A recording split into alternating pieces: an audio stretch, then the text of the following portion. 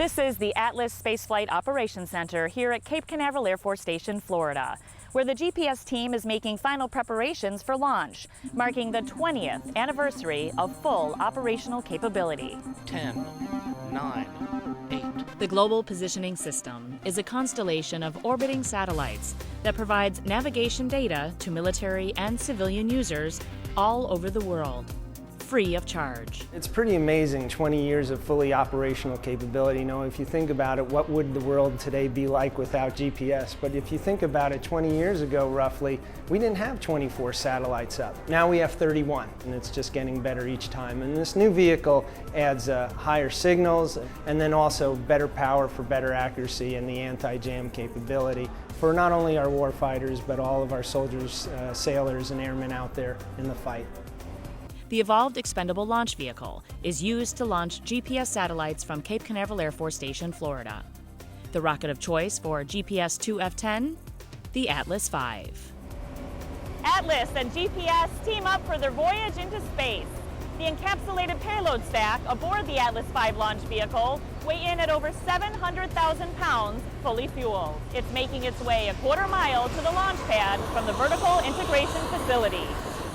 This will be the 55th launch of the Atlas. The Atlas V rocket stands 189 feet tall, or about 19 stories. It's really an outstanding partnership between the Air Force and United Launch Alliance. We launch many missions together. And we have liftoff of the United Launch Alliance Atlas V rocket. And the fact that we've launched so many of the GPS missions, we've really become like family. Teamwork is just absolutely paramount, because the truth of the matter is it's not about what uniform you wear or what company you work for. It's all about the mission and making sure that we assure mission success for all the warfighters out there to deliver this capability.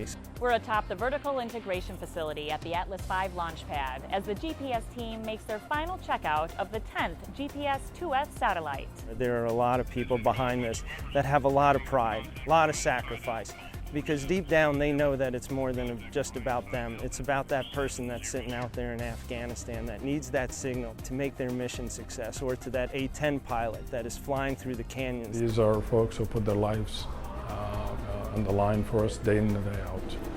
The least we can do is to provide them with the capability that they need to put them out of harm's way. Launch is a team sport, and it really doesn't happen by any one party. We all have to come together, we all have to do our part, and we're proud to be a part of that team, support the mission, and to be able to make sure that the country is enabled by the capabilities we deliver to orbit.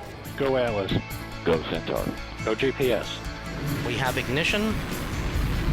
The Atlas V rocket launches from Cape Canaveral Air Force Station, Florida, carrying the GPS IIF-10 satellite into orbit.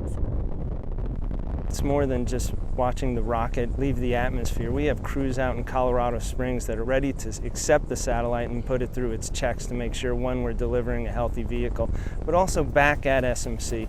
There are just hundreds of people at Boeing, United Launch Alliance, and the Air Force and Aerospace that have put their heart and soul to make sure that this vehicle is what the nation deserves, to make sure that it'll have that mission success that we always provide to the warfighter and to the nation. Approaching supersonic speed. GPS is that standard that everyone knows will never fail them.